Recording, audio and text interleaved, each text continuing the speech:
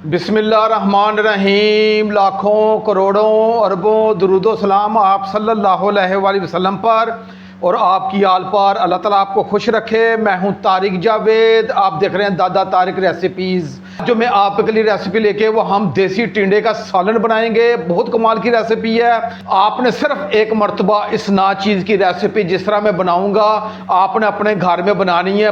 बच्चे भी बड़े खुशी के साथ खाएंगे, बल्कि घर के तमाम अफराद प्लेटें चाट जाएंगे।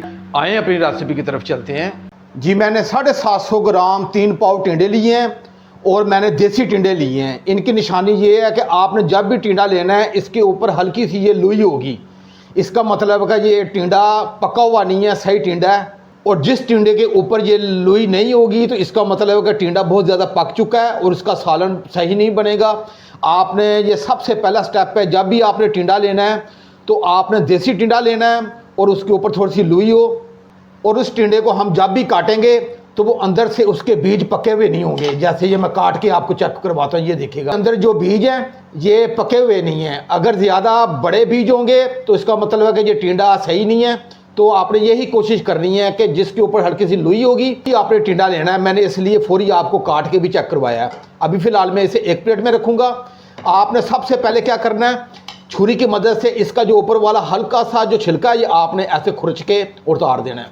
मोटा छिलका नहीं आपने उतारना है, ऐसे छुरी की मदद से हल्का सा आपने रगड़ना है और हल्का सा इसका जो छिलका है वो हम उतार देंगे। जी, मैंने छुरी की मदद से इसका ऊपर वाला थोड़ा सा छिलका है वो मैंने खुरच के अलग कर लिया है। और इसी तरह मैं तमाम टिंडों के जो ऊपर वाला छिलका है ये छुरी की मदद से रगड़ के इसका हल्का सा छिलका उतार दूंगा। अब इसे भी मैं आपको काट के दिखाता हूँ। ये देखिएगा ये अंदर से बिल्कुल ये ज़बरदस्त और नरम होगा। ये देखिएगा इसका अंदर का बीज है वो पका हुआ नहीं है।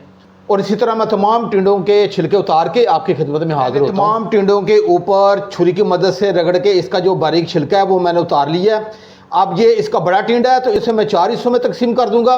इसी तरह का छोटा टिंडा है तो इसे मैं 2 हिस्सों में तकसीम कर दूंगा। और इसी तरह मैं तमाम टिंडों की कटिंग कर लूँगा। तमाम टिंडों की कटिंग कर ली है। अब इसे मैं एक तरफ रखूँगा। हाफ कप दही लिया है, ये तकरीबन 110 ग्राम होगा।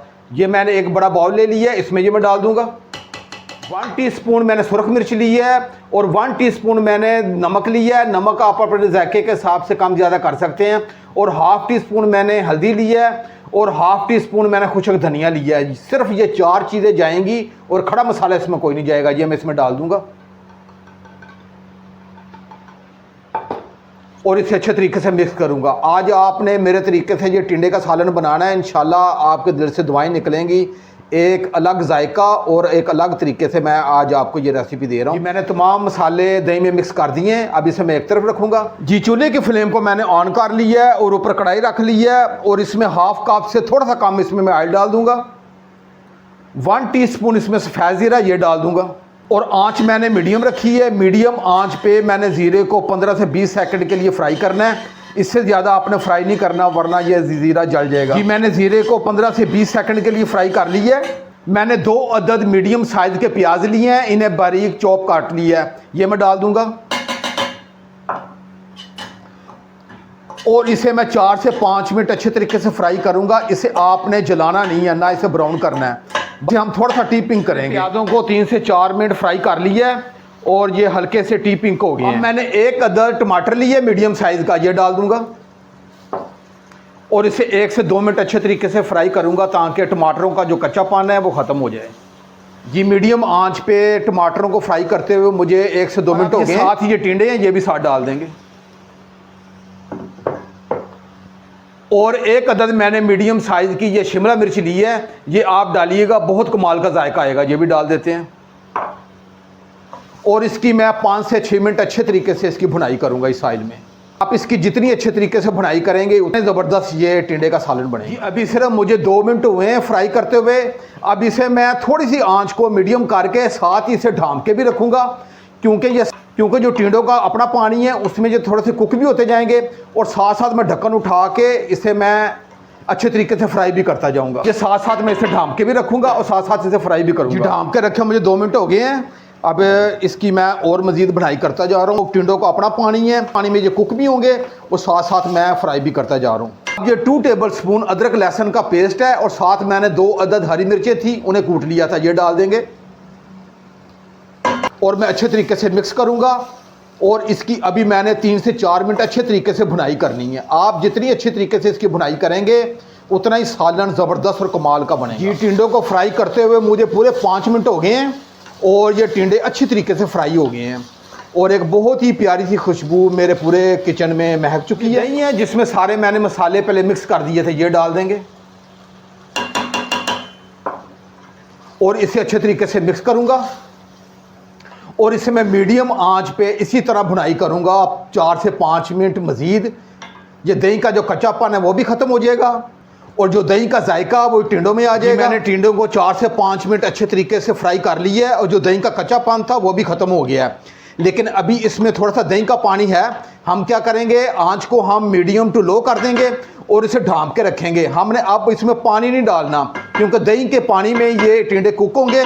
आंच को मैं मीडियम टू लो कर दूंगा और इसे ढाँप के 5 मिनट के लिए रखेंगे ताकि मुकम्मल हमारे टिंडे कुक हो जाएं। 5 मिनट के बाद इंशाल्लाह मिलते हैं। जी मुझे ढाँप के रखे हुए 5 मिनट हो गए हैं। अब इसका ढक्कन उठा के चेक कर लेते हैं। ये नहीं, हमारे बेहतरीन ये टिंडे कुक हो चुके हैं और ये बहुत ही कमाल का सालन बनता है। आपने ये मेरे तरीके से सालन बनाना है, इंशाल्लाह तमाम घर वाले आपकी तारीफ़ भी करेंगे और बच्चे बड़े शौक़ से खाएँगे।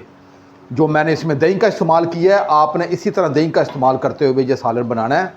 अब मैं चूल्हे की फ्लेम को मैं ऑफ़ कर दूंगा। ½ टी स्पून ये गरम मसाला ये मैं डाल दूंगा और 2 अदद मैंने हरी मिर्चें ली हैं क्योंकि हमने दही में भी 2 अदद हरी मिर्चें डाली हैं। ये मैं डाल दूंगा। आप अपने जायके के हिसाब से हरी मिर्चों को भी ज़्यादा कम ज़्यादा कर सकते हैं। ये मैं डाल दूंगा। ये थोड़ा सा धनिया ये भी ऊपर से डाल देंगे जी। और मैं अब तमाम टिंडों के सालन को अच्छे तरीके से मिक्स कर दूंगा।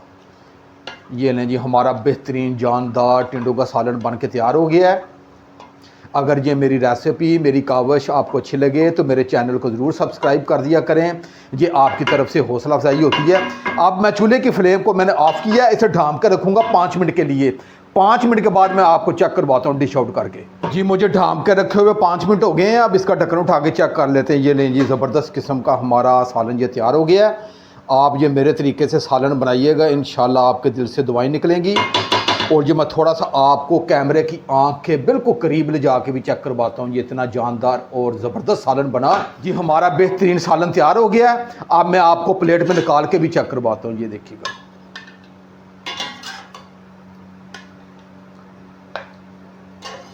ये लें जी, मैंने तमाम टिंडे प्लेट में डाल के डिश आउट कर दिए है और एक एक टिंडा देखिए कितना ज़बरदस्त किस्म का ये कुक हुआ है और इसमें हमने पानी भी नहीं डाला, दही के पानी में ही हमने इसे कुक किया है और ये बहुत ही ज़बरदस्त और जायकेदार ये टिंडे की रेसिपी मैंने आज आपको दी है। अगर ये मेरी रेसिपी, ये मेरी कावश आपको अच्छी लगे तो मेरे चैनल को ज़रूर सब्सक्राइब कर दिया करें। अब अपने भाई तारिक को इजाज़त दें। इंशाल्लाह मैं एक नई रेसिपी के साथ हाज़िर हूँगा। अपना बहुत ख्याल रखिएगा। अल्लाह हाफिज़।